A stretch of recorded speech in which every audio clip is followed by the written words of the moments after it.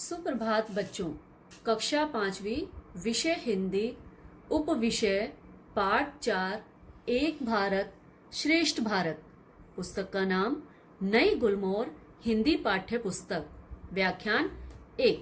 बच्चों, आज हम इस व्याख्यान 1 में इस पाठ को पढ़ेंगे और इस पाठ में हम अपने भारत की सभ्यता, संस्कृति, धर्म, भाषाएं, भौगोलिक विविधताओं के बारे में जानेंगे।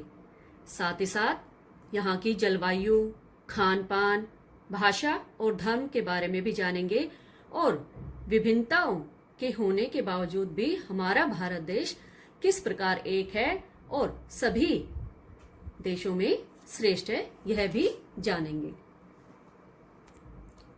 तो बच्चों, अब हम पाठ को पढ़ते हैं। भारत तमाम विविधताओं के बावजूद फूलों की माला के समान है। कश्मीर से कन्याकुमारी तक और कच्छ से अरुणाचल प्रदेश तक भारत एक है।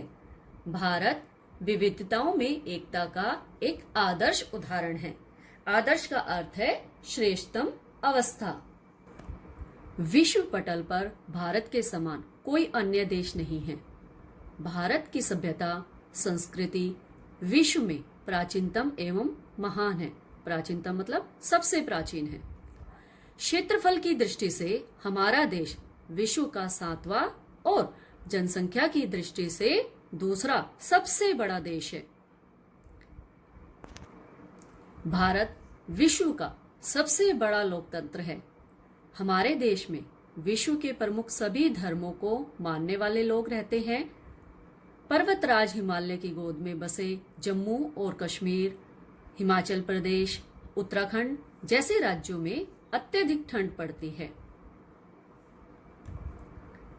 वहीं राजस्थान, गुजरात, उत्तर प्रदेश, बिहार, मध्य प्रदेश आदि राज्यों में भयंकर गर्मी पड़ती है। कश्मीर, हिमाचल प्रदेश तथा उत्तराखंड की आबोहवा स्वास्थ्य की दृष्टि से उत्तम और प्राकृतिक सौंदर्य से भरी है। आबोहवा का अर्थ है पर्यावरण, उत्तम का अर्थ है सबसे अच्छा और सौंदर्य का अर्थ है सुंदरता। इसलिए यहाँ पर्यटकों के आने का तांता लगा रहता है। पर्यटकों का अर्थ होता है जो लोग घूमने के लिए आते हैं, उनकी तांता का अर्थ है भीड़। वहां आने जाने वाले लोगों की भीड़ लगी रहती है। कश्मीर को तो धरती का स्वर्ग माना जाता है। धरती का स्वर्ग कश्मीर को क्यों माना जाता है? क्योंकि स्वर्ग एक ऐसी जगह है जो प्राकृतिक रूप से सुंदरता से भरी हुई है। तो कश्मीर में जब हम जाते हैं तो वहां देखते हैं पहाड़, बर्फीले जो पहाड़ हैं, नदियां हैं, हरियाली है और इतनी सुंदरता है तो ऐसे लगता है जैसे हम स्वर्ग में आ गए हों। तो इसलिए कश्मीर को धरती का स्वर्ग माना जाता है। इसी प्रकार से उत्तर पूर्वी राज्य मेघालय को बादलों का घर कहा जाता है। मेघ का अर्थ होता है बादल और आलय का अर्थ होता है घर, अर्थात बादलों का घर। विश्व में सर्वाधिक वर्षा वाले स्थान मावसिनराम और चेरापूंजी यही स्थित है। सर्वाधिक का अर्थ होता है सबसे अधिक। विश्व में सबसे अधिक वर्षा कहाँ होती है? मावसिनराम में और चेरापूंजी में, जो कहाँ स्थित है? हमारे भारत में। असम को कुछ लोग दुर्गम ऊंचे पर्वतों, भयंकर भूकंपों और भयानक बाढ़ का प्रदेश समझते हैं। दुर्गम का अर्थ है कठिन। असम में ज्यादा भूकंप और भयानक बाढ़ आती है, इसलिए इस प्रदेश को लोग अत्यधिक दुर्गम मानते हैं। भौगोलिक दृष्टि से यह प्रदेश सचमुच ऊंचा नीचा अर्थात असम है। असम मतलब जो समान न हो। सिक्किम में वन संपदा प्रचुर मात्रा में है। प्रचुर का अर्थ है बहुत अधिक। यह जैव विविधता से भरपूर क्षेत्र है। जैव का अर्थ होता है जीव संबंधी। सिक्किम भारत का पहला ऑर्गेनिक यानी कि जैविक राज्य है। दक्षिणी राज्य समुद्र तट पर स्थित हैं। केरल, तमिलनाडु, आंध्र प्रदेश की जलवायु श्रीलंका, सिंगापुर, इंडोनेशिया और मलेशिया से मिलती जुलती है। वहीं बर्फीले प्रदेश यूरोप की जलवायु से मिलते जुलते हैं। राजस्थान की जलवायु मरुस्थलीय देशों से मिलती है। मरुस्थलीय का अर्थ होता है रेतीली और जल रहित भूमि। जलवायु विभिन्नता का असर खान पान, रहन सहन, आचार विचार, शारीरिक रंग रूप एवं आकार प्रकार के साथ साथ पहनावे पर भी पड़ता है। पर्वतीय भागों में अधिक ठंड पड़ने के कारण यहाँ के निवासी ऊनी वस्त्रों का प्रयोग करते हैं, जबकि समुद्र तटीय लोगों को ऊनी वस्त्रों की आवश्यकता नहीं पड़ती। उसी प्रकार खान पान में पर्याप्त भिन्नता है। भिन्नता का अर्थ होता है अलग अलग। समुद्र तटीय क्षेत्रों के निवासियों का भोजन मछली चावल है, वहीं उत्तरी भारत में दाल रोटी और सब्जी बड़े चाव से खाई जाती है। यह तो विविधताओं की बात हुई। दक्षिण भारत में समुद्र तटीय क्षेत्र होने के कारण वहां मछलियां ज्यादा पाई जाती हैं, मछलियों का उत्पादन होता है, इसलिए वहां के लोग मछली और चावल ज्यादा खाते हैं। उत्तरी भारत में दाल और सब्जियां उगाई जाती हैं, इसलिए यहाँ के लोग दाल रोटी और सब्जी बड़े चाव से खाते हैं। अब हम एक दृष्टि विविधताओं के पीछे छुपी भारत की एकता पर डालते हैं। दृष्टि का अर्थ होता है नजर। इसका मतलब है हमारे देश में अलग अलग वेशभूषा है, अलग अलग खान पान है तथा अलग अलग धर्मों को मानने वाले लोग भी हैं। फिर भी हमारा भारत देश एक है। कैसे, इसके बारे में हम जानते हैं। दक्षिण भारत का प्रसिद्ध भोजन डोसा, इडली, उत्तपम, वड़ा आज पूरे देश में बनाया और खाया जाता है। महाराष्ट्र का श्रीखंड, पोहा और गुजरात का ढोकला और भाकरा पूरे देश के लोग चाव के साथ खाते हैं। राजस्थान की दाल बाटी, चूरमा, प्याज की कचौड़ी, गट्टे की सब्जी पूरे देश के लोग पसंद करते हैं। इसी प्रकार उत्तर भारतीय व्यंजन तंदूर की रोटी, नान, सब्जी, दाल, लिट्टी चोखा दक्षिण और पश्चिम भारत के लोग चाव के साथ खाते हैं। तो बच्चों, दक्षिण भारत का भोजन केवल दक्षिण भारत तक ही सीमित नहीं है। आज डोसा, इडली, श्रीखंड, पोहा, ढोकला, तंदूरी रोटी, लिट्टी चोखा आदि चीजें भारत के सभी प्रदेशों में बनाई तथा चाव से खाई जाती हैं। दक्षिण भारतीय नृत्य भरतनाट्यम तमिलनाडु और कुचिपुड़ी आंध्र प्रदेश पूरे देश में पसंद किए जाते हैं। वहीं उत्तरी भारतीय नृत्य कथक के कद्रदान पूरे देश में हैं। कद्रदान का अर्थ है कद्र समझने वाले। तो बच्चों, जो ये नृत्य हैं भरतनाट्यम और कुचिपुड़ी, ये केवल दक्षिण भारत में ही नहीं किए जाते बल्कि हर एक राज्य में किए जाते हैं। आपने देखा होगा स्कूल में अनेक तरह की प्रतियोगिताएं रखी जाती हैं, उसमें नृत्य प्रतियोगिता भी रखी जाती है। जब उसमें नृत्य प्रतियोगिता में बच्चे भाग लेते हैं तो वो अलग अलग तरह के अलग अलग प्रदेशों के नृत्य करके दिखाते हैं। कोई भरतनाट्यम करके दिखाता है, कोई कुचिपुड़ी नृत्य करके दिखाता है, कोई कथक का नृत्य करता है। यद्यपि ऊपरी तौर पर भारत के विभिन्न प्रदेशों में पर्याप्त भिन्नता दृष्टिगोचर होती है, तथापि अपने आचार विचारों की एकता के कारण यहाँ सदा सामाजिक संस्कृति का एक ही रूप देखने को मिलता है। दृष्टिगोचर का अर्थ होता है दिखाई देना।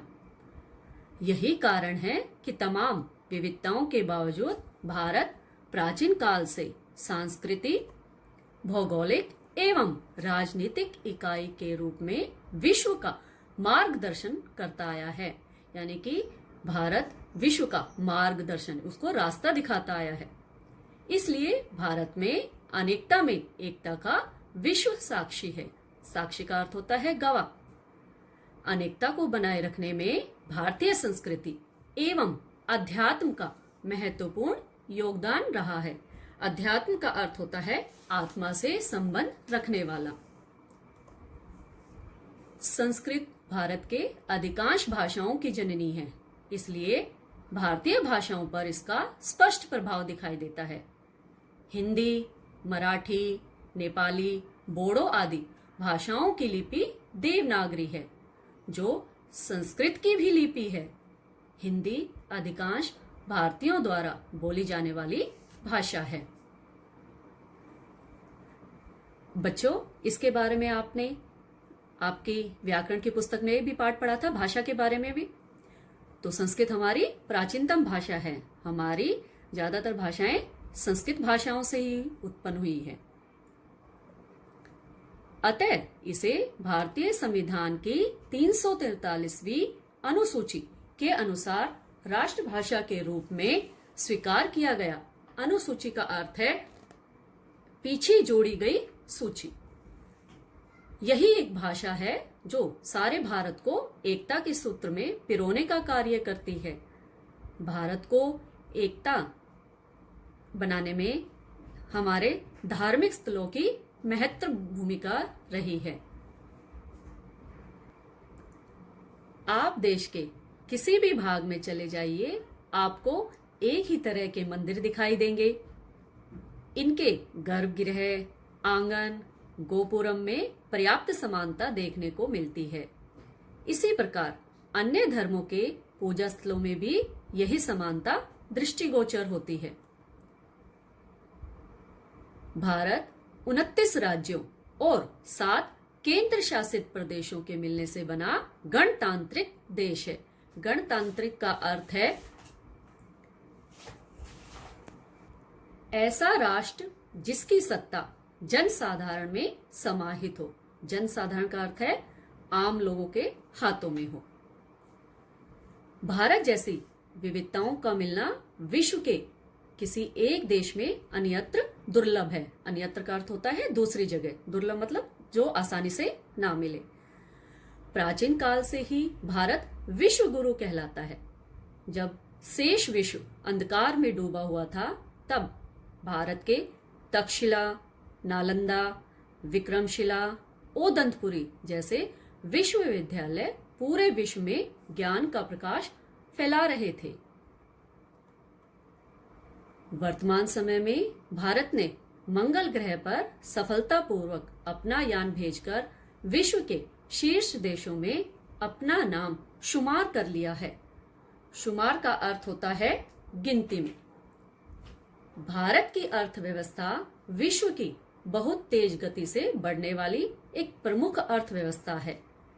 साथ साथ भारत विश्व शांति की दिशा में अपना अमूल्य योगदान दे रहा है। अमूल्य का अर्थ होता है कीमती। देश के नागरिकों को सदा स्मरण रखना चाहिए कि हम एक महान देश के निवासी हैं। स्मरण का अर्थ होता है याद। अतः हम कोई ऐसा काम न करें जिससे विश्व में भारत की छवि खराब हो। हमें इस महान देश के सामाजिक एवं सांस्कृतिक मूल्यों की हर कीमत पर रक्षा करनी है। देश की एकता को बनाए रखना हम सभी की जिम्मेदारी है। इस देश ने हमें सब कुछ दिया है। नागरिकों का यह कर्तव्य बनता है कि वे राष्ट्रीय गौरव को बरकरार रखते हुए इसके विकास में अपना अमूल्य योगदान दें। तो बच्चों, हम भी भारत के नागरिक हैं, तो हमारा भी यह कर्तव्य है कि हम अपने भारत की छवि को खराब न होने दें। इस पाठ से हमने क्या सीखा? इस पाठ से हमने सीखा राष्ट्रीयता की भावना को सर्वोपरि मानना। सर्वोपरि का अर्थ होता है सबसे ऊपर। अनेकता में एकता, भारत की विशेषताओं का ज्ञान। बच्चों, व्याख्यान 1 का आज का आपका गृह कार्य है निम्नलिखित प्रश्नों के उत्तर दीजिए। प्रश्न क, क्षेत्रफल की दृष्टि से भारत का विश्व में कौन सा स्थान है? प्रश्न ख, जनसंख्या की दृष्टि से भारत का विश्व में कौन सा स्थान है? प्रश्न ग, धरती का स्वर्ग किसे कहा जाता है और क्यों? मैं एक बार पुनः दोहरा रही हूं। प्रश्न क, क्षेत्रफल की दृष्टि से भारत का विश्व में कौन सा स्थान है? प्रश्न ख, जनसंख्या की दृष्टि से भारत का विश्व में कौन सा स्थान है? प्रश्न ग, धरती का स्वर्ग किसे कहा जाता है और क्यों?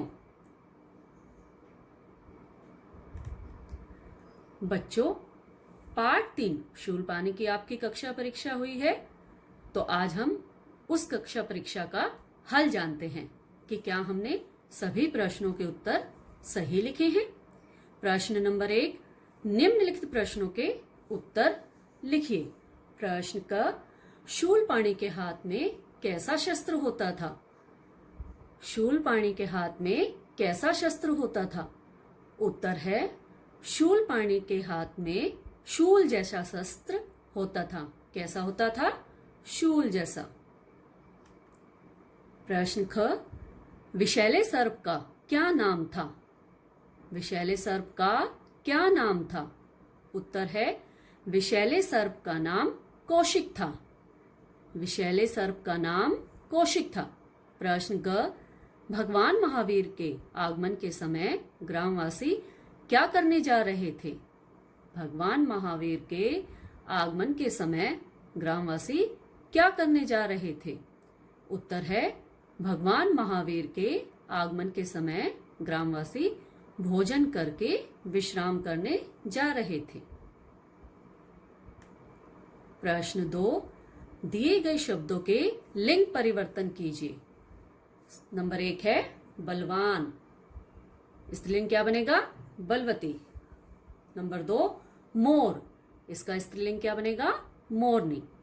नंबर 3, माता, माता स्त्रीलिंग है तो इसको पुल्लिंग में बदलेंगे, क्या बनेगा? पिता। नंबर 4, ऊंट, ऊंट क्या है? पुल्लिंग, तो इसको स्त्रीलिंग क्या बनेगा? ऊंटनी। मैं एक बार दोबारा बोल रही हूं, बलवान, बलवती, मोर, मोरनी, माता, पिता, ऊंट, ऊंटनी। प्रश्न 3, निम्नलिखित वाक्यों में उचित विराम चिन्ह लगाइए। विराम चिन्ह आपको बताए थे, तो कैसे लगाने हैं हमें? नंबर 1 है, पिताजी आज वापस आ रहे हैं, तो ये एक साधारण वाक्य है। वाक्य हमारा समाप्त हो गया है, तो हमने क्या लगाया? पूर्ण विराम। दूसरा है, वाह कितना सुंदर लिखते हो। अब वाह क्या है? विस्मयादि बोधक चिन्ह। इसका क्या बताया था कि हर्ष, शोक, घृणा आदि भावों को व्यक्त करने के लिए इस विस्मयादि बोधक का चिन्ह प्रयोग करते हैं, तो वो हमने यहाँ पर विस्मयादि बोधक चिन्ह का प्रयोग किया और वाक्य हमारा समाप्त हो गया, तो हमने पूर्ण विराम का प्रयोग किया। नंबर 3, दरवाजे पर कौन खड़ा है? अब यह हमारा प्रश्न पूछा जा रहा है, कौन खड़ा है, तो हमने कौन से चिन्ह का प्रयोग किया? प्रश्नवाचक चिन्ह का प्रयोग किया। प्रश्न 4, निम्नलिखित वाक्यों में सर्वनाम शब्दों को छांटकर उनके सामने लिखिए। सर्वनाम शब्द दिए गए हैं दोनों वाक्यों में, तो उनको छांटकर हमने उसके सामने लिख दिया है। क, मैं कल दिल्ली जाऊंगी। अब इसमें सर्वनाम शब्द कौन सा है? मैं, तो हमने उसको सामने लिख दिया है। ख, आज तुम खेलने नहीं गए, तो यहां पर सर्वनाम शब्द क्या है? तुम, इसको भी हमने इसके सामने लिख दिया है।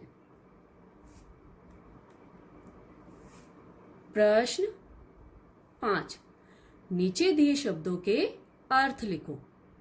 आपको शब्दार्थ भी पहले दोहराई करवाई थी, आपने लिखे होंगे, तो इसमें मैं पढ़ रही हूं।